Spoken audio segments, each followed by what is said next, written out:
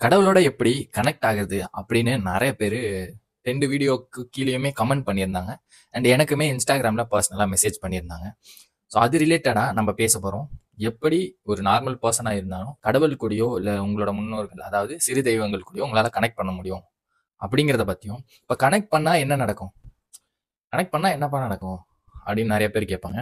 Connect பண்ணா அவங்க எப்படி உங்கள வந்து ஹெல்ப் பண்ணுவாங்க? கனெக்ட் பண்றதோட பெனிஃபிட் என்னென்ன? அப்படிங்கிறத பத்தியும் நம்ம பேச போறோம். சப்ஸ்கிரைப் பண்ணல அப்படின்னா, ரேஷ்மன் மணிய சப்ஸ்கிரைப் பண்ணிக்கோங்க. நெறைய பேருக்கு ஷேர் பண்ணுங்க. கண்டிப்பா இந்த வீடியோ உங்களுக்கு எல்லாருக்கும் யூஸ்ஃபுல்லா இருக்கும். முதல்ல கடவுள்கிட்ட கனெக்ட் ஆகுறது, இல்ல முன்னோர்கள், சிறு தெய்வங்கள், குலதெய்வங்கள் கிட்ட கனெக்ட் ஆவறதுக்கு முன்னாடி, உண்மையிலேயே முதல்ல அவங்க இருக்காங்களா? அப்படின்ற மாரி நெறைய பேர் கேட்பாங்க. அதுக்கான என்னோட என்னோட விளக்கங்கள நான் சொல்றேன். இப்போ நம்ம வாழ்ந்துட்டு இருக்கோம் இல்லையா? இது வந்து 3 டைமென்ஷனல் ஸ்பேஸ் அப்படின்னு சொல்லுவாங்க. அதுக்கு நெறைய பேருக்கு 3 டைமென்ஷன்னா என்னன்னு தெரிஞ்சிருக்கும். அப்படி தெரியல அப்படின்னா, நான் டைமென்ஷன் 1, டைமென்ஷன் 2 அப்பல்லாம் என்ன அப்படிங்கிறத நான் சொல்றேன். இப்போ நெறைய கடவுளர்கள், ஒவ்வொரு கடவுளும் ஒவ்வொரு டைமென்ஷன்ல இருப்பாங்க. இப்போ 1, 2, 3, 4, 5, 6 எல்லாமே ஹையர் டைமென்ஷன் தான். நம்ம கீழ லோயர் டைமென்ஷன்ல இருக்க மாட்டாங்க. ஹையர் டைமென்ஷன்ல இருப்பாங்க. இப்போ ஒரு கடவுள் அப்படின்னா, அவங்க ஹையர் டைமென்ஷன்ல இருப்பாங்க. 1, 5, 6, 7, 8, 9, 10 மேபி நெறைய போகலாம். எனக்கு தெரிஞ்சது என்னது? 4த் டைமென்ஷன் வரையும் தான் எனக்கு தெரியும். அதுக்கு அத நான் எக்ஸ்பிளைன் பண்றேன். ஃபர்ஸ்ட் டைமென்ஷன் 1 அப்படின்னா, இப்போ மேப்ல எக்ஸ் ஆக்சிஸ், ஒய் ஆக்சிஸ்லாம் இருக்கும் இல்லையா? அது வந்து டாட் ஒரு டாட் இல்ல ஒரு லைன் அப்படின்னு கூட சொல்லலாம். பெருசா வந்து 1Dய வந்து நம்மளால எக்ஸ்பிளைன் பண்ண முடியாது. ஏன்னா, ஒண்ணு லென்த்ன்னு மட்டும் தான் இருக்கும். இல்ல பிரெத்ன்னு ஒண்ணு மட்டும் தான் இருக்கும். ஸோ இதுதான் சிம்பிள். ஒரே லீனியர் இதுல தான் அதெல்லாம் நகர முடியும். இப்போ பேப்பர் தான் ஒரு உலகம்னு வைங்களேன். அந்த பேப்பருக்குள்ள ஒரு ஒரு ஜீவன் வாழுது அப்படின்னா, அதால என்ன பண்ண முடியுமோ, அதுதான் வந்து 1D, 1 டைமென்ஷன் அப்படின்னு சொல்லலாம். Second dimension. அதுக்கு லென்த்ன்னு ஒண்ணு இருக்கும், பிரெத்ன்னு ஒண்ணு இருக்கும். ஓகே. லென்த்ன்னு ஒரு விஷயம் இருக்கும், பிரெத்ன்னு ஒரு விஷயம் இருக்கும். அதுதான் வந்து 2D.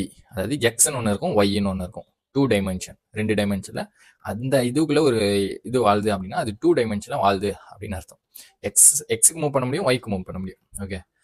3 டைமென்ஷன் அப்படின்னா, இப்போ நம்ம வாழக்கூடிய இந்த ஒரு இடம். இப்போ எந்த ஒரு பொருள் வேணா எடுங்க. இல்ல எக்ஸ்ன்னு ஒண்ணு இருக்கும், ஒய்ன்னு ஒண்ணு இருக்கும், ஜெட்ன்னு ஒண்ணு இருக்கும். அதாவது லென்த், பிரெத், விட்த்.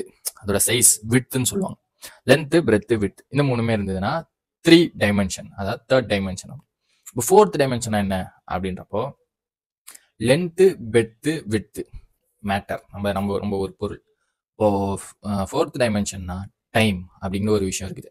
இத நம்பளாலே அதாவது 3rd ஐ ஆக்டிவேட் பண்றது மூலியமா நம்மளோட 4th டைமென்ஷனை ஆக்சஸ் பண்ண முடியும். இப்படி ஆக்சஸ் பண்ணா என்ன நடக்கும்?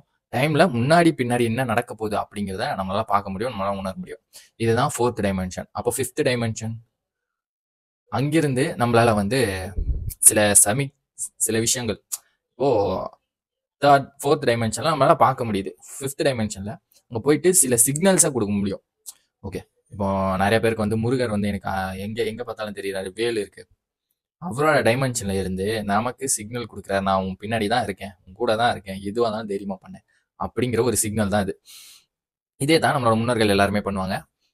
அவங்களால ஒரு சிக்னலை கொடுக்க முடியும். ஹையர் டைமென்ஷனுக்கு போகும்போது அவங்களால சில விஷயங்களை மாற்றி கூட அமைக்க முடியும். அப்படி அவங்க எந்த டைமென்ஷன்ல இருக்காங்க அப்படிங்கிறத பொறுத்து. இப்போ ஏதோ ஒரு கெட்டது நடக்க போகுது உனக்கு. அவங்களால டைமை இப்படி இப்படி மூவ் பண்ணி அவங்களால டைம் பார்க்க முடியும். அப்படி அவங்க பார்த்துட்டாங்க அப்படின்னா, இங்க முன்னாடியே வந்து ஒரு சிக்னலை கொடுப்பாங்க. இங்க போகாத. அதை தான் வந்து அந்த காலத்துல வந்து கெட்ட சகுனம் அப்படின்ற சில விஷயங்கள்லாம் இருக்குது. அதுக்கான கான்செப்ட் என்னன்னா அவங்களுக்கே தெரியும், மறந்துடுவாங்க. இதுதான் கான்செப்ட். நீங்க உங்களுக்கு ஏதோ ஒண்ணு நடக்க போகுது அப்படின்னா, அவங்க டைம் டிராவல் பண்ணி முன்னாடி பார்க்க முடியும் அவங்களால. அப்படியே பார்த்துட்டு பின்னாடி வந்து இவன் இங்க 5 நிமிஷம் நின்னா போதுமே, அது நடக்காதுல்ல. இவன் இந்த இடத்துக்கு போறத நிறுத்திட்டா போதுமே, அது அங்க நடக்காது. அப்படிங்கிறது எல்லாத்தையும் அவங்களுக்கு தெரியும். அவங்களால பார்க்க முடியும்.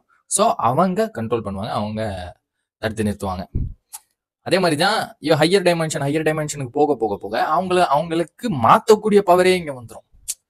ஓகேவா? அவங்களுக்கு மாத்தக்கூடிய பவரே வந்துரும். இங்க இருந்து இந்த விஷயத்த மாத்தி வேற இடத்துக்கு உங்களை போக வைப்பாங்க. உங்களுக்கு தேவையான எது நல்லது எது கெட்டது அது ஆட்டோமேட்டிக்கா நமக்கு நடக்க ஆரம்பிக்கும். என்னடா இந்த விஷயம் நடந்துச்சு, இதை நான் இதுவே பண்ணல, ஆனா இது நடந்தது வந்து ரொம்ப ரொம்ப நல்லதுதான் அப்படின்றது ஒரு டைமுக்கு உங்களுக்கு தெரியுதுல்ல. அப்போ அப்படி தெரியும் பொழுது முன்னாடி யார் நடத்தி இருப்பாங்க அப்படின்னா, இல்ல நம்ம கனெக்ட் பண்ணக்கப்புறம் யார் நடத்துவாங்க அப்படின்னா, அது கடவுளர்கள்.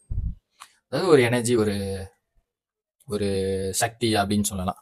அது நமக்கு நடத்தி கொடுக்கும். நம்ம நம்ம என்னவா நினைக்கிறோமோ, கடவுளா நினைக்கலாம், சிறு தெய்வங்கள் எல்லாமே இருக்குது. ஏஞ்சல்ஸ் எல்லாமே இருக்கு. அது அது ஒவ்வொரு டைமென்ஷன்ல வாழ்ந்துட்டு இருக்குது. அதான் நம்ம வழிபாடு பண்ணும்போது, அதுக்கு நம்ம எனர்ஜி குடுக்கும்போது, அது நம்மள வந்து பாதுகாக்கும். நம்ம கூட நிக்கும். இதனால தான் நம்ம கடவுளோட கனெக்ட் பண்ணலாம் அப்படிங்கிறத நம்ம சொல்றோம். அப்போ கடவுள் கூட எப்படி கனெக்ட் பண்ணலாம்? ரொம்ப ரொம்ப ஈஸி. ரொம்ப ஈஸி. நம்ம எல்லா விஷயமும் பெருசு பெருசுன்னு நெனைக்கிறோம். அது எல்லாமே ரொம்ப ரொம்ப ஈஸி. ஆனா நான் இப்ப என்னால பிரேக் பண்ண முடியும். மேபி பிரேக் பண்ணா இப்படி இது நடக்காது அப்படின்னு சொல்றதுக்கான வாய்ப்புகள் இருக்குது. ஆனா இது நடக்கும். இது இப்படிதான் ஒர்க் ஆகுது. எல்லா எல்லாமே ஒண்ணு ஒண்ணு சார்ந்து தான் இருக்குது. இப்போ நீங்க ஏதோ ஒரு கடவுள் உங்களுக்கு உங்கள அவங்களோட சக்தி உங்கள பாதுகாக்கணும் அப்படின்னு நீங்க நினைக்கும்போது, இப்போ முருகன் எடுத்துக்கோங்க. முருகன் வந்து நீங்க கொஞ்ச நாள் அவர வழிபட்டாலே போதும். எங்க பார்த்தாலுமே அவரு தெரிவாரு. எங்க அவரோட எனர்ஜி வந்து நம்மள பாதுகாக்க ஆரம்பிப்போம். நீங்க நான் இருக்கேன் அப்படின்னு சொல்லும். என்னது ஏதாச்சும் ஒரு விஷயம் நடக்கணும் அப்படின்னு நீங்க வேண்டுனா, பட்டுன்னு நடக்கும். ஆனா அது யார் நடத்தியிருப்பான்னு பார்த்தா, அந்த முருகன் பேர்லயே யாராவது ஒருத்தங்க நடத்தியிருப்பாங்க. அப்ப பாருங்க எப்படி அந்த கடவுள் வந்து எப்படி மூவ் பண்றாரு. முன்னாடி, பின்னாடி பார்த்து, டைமுக்கு முன்னாடி போய் பார்த்து, "இவன இங்கருந்து தூக்கு. என் பேர் வச்சவனா வெய்." அப்படின்ற அளவுக்கு வச்சு, நமக்கு ஒரு விஷயத்த நடத்தி குடுக்குறார்ல. அதுதான் கனெக்ஷன். அந்த கனெக்ஷன் நீங்க முருகனுக்கோ, இல்ல விஷ்ணுவுக்கோ, இல்ல சிவனுக்கோ, பெரிய பெரிய கடவுள்களுக்கோ, இல்ல சின்ன கடவுள்ன்னு சொல்றாங்கல்ல. கடவுள்ல சின்ன கடவுள், பெரிய கடவுள் இல்ல. சின்ன கடவுள், சிறு தெய்வங்கள் சொல்றேன். உங்க ஊர்ல கும்புற கடவுள், இல்ல உங்க குடும்பம் கும்புற கடவுள், உங்களோட குலதெய்வம். இது எல்லாத்தையுமே உங்களால அ கண்ட்ரோலுக்கு எடுத்துட்டு வர முடியும். அதாவது அவங்க அவங்க என்ன என்ன என்ன பாதுகாத்துக்கோ ப்ளீஸ் அப்படின்னு நீங்க கேட்கிற மாதிரி உங்களால பண்ண முடியும். ஓகே அக்செப்டட் அப்படின்னு சொல்லிட்டு அவரு சைன் போட்டு, இனி நான் உன்னைய பாதுகாப்புறேன். அப்படின்ற மாரி ஒரு நிலைமைய நம்மளால மாத்த முடியும். ஒண்ணுமே கிடையாது. நான் முன்னாடியே வீடியோல சொல்லியிருப்பேன். தெய்வங்கள் எந்த எந்த தெய்வங்களா இருக்கட்டும், அது ஒரு எனர்ஜி. அந்த எனர்ஜி அப்படிங்கிறது அதுக்கு வந்தா தான் அவங்களால வேற டைமென்ஷன்ல இருந்து இயங்கவே முடியும். அப்போ எப்படி அவங்கள இயங்க வைக்கிறது அப்படின்னா, அவங்களுக்கு ஒரு ஃபியூவல் தேவை. இந்த கோகோ அப்படிங்கிற ஒரு படம் இருக்கு. அது ஒரு கார்ட்டூன் மூவி. யாருமே பார்க்கல அப்படின்னா, கண்டிப்பா அத பாருங்க. நான் கண்டிப்பா சஜெஸ்ட் பண்றேன். அத பாருங்க. உங்களுக்கு நெறைய விஷயம் புரியும். ஆனா அது ஏதோ பிரான்ஸ்லயோ, ஸ்பானிஷ் மூவி தான் அது. ஆனா, இங்க நடக்கிற அமாவாசை அந்த மாதிரியான ஒரு ரிச்சுவல் அங்க நடக்கும். அங்க தான் எல்லா விஷயமும் நடக்கும். அது நீங்க பார்த்தீங்கன்னா உங்களுக்கு தெரியும். அதத்தான் நான் பேச போறேன். இப்போ அங்க வந்து ஒரு விஷயம் நடக்கும். அங்க இறந்தவங்கலாம் ஒரு உலகத்துக்கு போவாங்க. அது ஒரு டைமென்ஷனுக்கு போவாங்க. அந்த நாள் மட்டும் அவங்க வருவாங்க. இப்போ இங்க இருக்க அமாவாசைன்னு வைங்களேன். அமாவாசை, பௌர்ணமி ஏதோ ஒண்ணு. அவங்க இங்க வருவாங்க. அப்படி சில பேர் வந்து அங்க இருப்பாங்க. அந்த டைமென்ஷன்ல இருப்பான். அந்த டைமென்ஷன்ல இருக்கவங்களுக்கு வந்து அவங்கள யாருமே கும்பிட மாட்டாங்க. அவங்க ஃபோட்டோ யார்கிட்டயுமே இருக்காது. அவங்க யாருமே வழிபடவே மாட்டாங்க. அவங்க யாருமே நினைவு கூர மாட்டாங்க. அப்படின்றப்போ, அவங்க அங்கேயே இருப்பாங்க. ஒரு காலம் காலம் வந்தக்கப்புறம் அவங்க அப்படியே மறைஞ்சு போவாங்க. மீன்ஸ் அந்த டைமென்ஷன்லயே அவங்க இறந்து போவாங்க. அதுக்கப்புறம் எங்க போவாங்கன்னு கேட்காதீங்க. எனக்கு தெரியாது. படத்துலயும் காமிச்சிருக்க மாட்டாங்க. ஆனா, இப்போ ஒருத்தங்கள இறந்துட்டாங்க. இல்ல ஒருத்தங்க இருக்காங்க. அவங்கள நான் நினைக்கவே இல்லன்றப்போ, அங்க வேற டைமென்ஷன் இருந்தே அவங்க மறைஞ்சு போறாங்க. ஸோ அந்த மாரி படத்துல காமிச்சிருப்பாங்க. அதுதான் உண்மையுமே கூட. அவங்க அப்படி மறைஞ்சு போவாங்க. அப்ப நம்ம என்ன பண்ணணும்? நம்ப நினைவு கூரணும். உங்களோட எண்ணத்துக்கு பவர் இருக்குல்ல. உங்களோட தாட்டுக்கு எனர்ஜி இருக்கு. அப்போ உங்களோட தாட்டுக்கு எனர்ஜி இருக்கு. அந்த எனர்ஜி அப்படிங்கிறது தான் உலகத்தையே இயக்குது. ஒரு பெட்ரோல் ஒரு வண்டி ஓட்டணும்னா பெட்ரோல் போடணும்.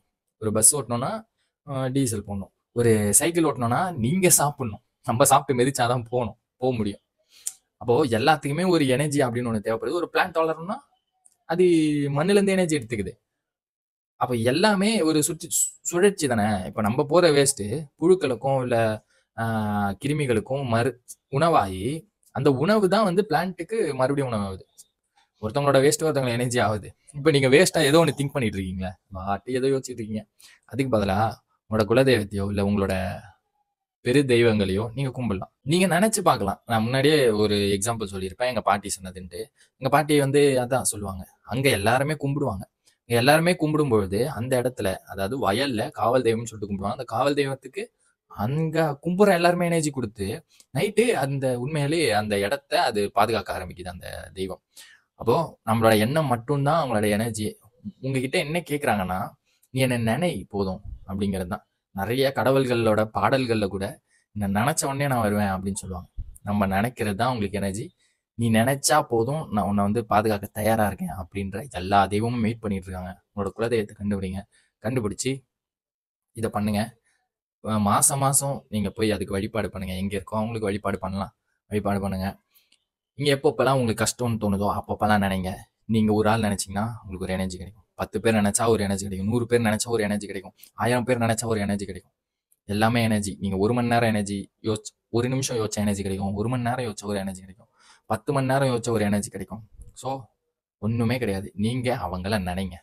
யாரா வேணா இருக்கட்டும். அவங்களோட ஃபோட்டோவோ, இல்ல அவங்களோட மந்திரங்களோ, இல்ல அவங்கள பத்தின வரலாறோ, ஏதோ ஒண்ணுத்த நீங்க படிக்கிறதோ, இல்ல கேட்கிறதோ இருந்தீங்க அப்படின்னா, ஆட்டோமேட்டிக்கா உங்க கூட அவங்க கனெக்ட் ஆயிருவாங்க. எல்லா விஷயங்களையும் அவங்க பார்த்துப்பாங்க. நீங்க எதுவுமே பண்ண தேவை கிடையாது. அடுத்த வீடியோல குலதெய்வத்தை எப்படி கண்டுபிடிக்கிறது அப்படிங்கிற விஷயம் உங்களுக்கு தேவைப்பட்டுச்சுன்னா சொல்லுங்க. ஏன்னா நெறைய பேர் குலதெய்வம் கண்டுபிடிக்காம இருக்காங்க. இந்த அடுத்தடுத்து என்ன வீடியோ போடுறது அப்படிங்கிறத சொல்லுங்க. இந்த தியானம் எப்படி பண்றது அப்படிங்கிறத பத்தியும் கேட்டிருந்தாங்க. அத பத்தியும் நம்ம பேசுவோம். மாற்றம் என்பது நம்மளிருந்து தொடங்கும். நன்றி.